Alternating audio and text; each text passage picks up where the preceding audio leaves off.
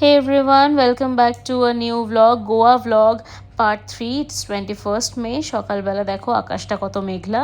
সেদিন আমরা সুইমিং পুলে সকাল সকাল নেমেছিলাম, তারপর আমরা সবাই রেডি হয়ে গেছিলাম। অনেকটা ট্রাভেল করে আমরা সেদিন লাঞ্চ করতে গেছিলাম মার্টিনস কর্নারে। খুব হ্যাপেনিং একটা প্লেস। সেখানে পৌঁছেই যেহেতু অনেকটা ট্রাভেল করে এসেছি, সবার খিদে পেয়ে গেছিলো, তো ওখানে আমরা একটা প্রনসের স্টার্টার অর্ডার করেছিলাম। ফার্স্টে স্টার্টারটা খুব ভালো ছিল, প্রনসের সাথে দেখো মশালাটা কী সুন্দর লেগে আছে, টেস্টি ছিল। তারপর আমরা ক্র্যাব অর্ডার করেছিলাম।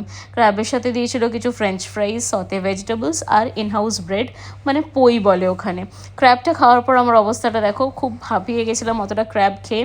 তারপর ওখান থেকে খুব কাছে একটা বিচে গেছিলাম, অ্যান্ড ফাইনালি কিছুক্ষণ থেকে আমরা ডোনাপাওলা চলে গেছিলাম। ডোনাপাওলাতে দেখো এই পয়েন্টে আমরা গেছিলাম, এই জিনিসটা জাস্ট দেখবার মতন ছিল। তো সেখানে আমরা কিছু ফটোশ্যুট করি, সানসেটও হচ্ছিল, এত ভালো লাগছিল ওই টাইমটা।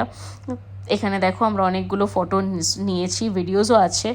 তো ওখান থেকে আমরা বেরিয়ে গিয়ে আমরা গেছিলাম অ্যারাউন্ড 6:30 6:45 আমরা একটা ক্যাফেতে গেছিলাম। যেই ক্যাফেটা এখন তোমরা দেখছো, তার অ্যাম্বিয়েন্সটা এতটা সুন্দর, বাইরে থেকে ক্যাফেটা এত সুন্দর, ভেতরটা আরও সুন্দর। বাট এত হ্যাপেনিং একটা প্লেস যেখানে প্রচণ্ড ভিড় থাকে। আমরা অনেকক্ষণ ওয়েট করে ফাইনালি বসতে জায়গা পেয়েছিলাম। ওখান থেকে আমরা অরেঞ্জ একটা কেক নিয়েছিলাম, চিকেন স্প্রিং রোল টাইপের একটা নিয়েছিলাম, আর ক্যাফেচিনো নিয়েছিলাম।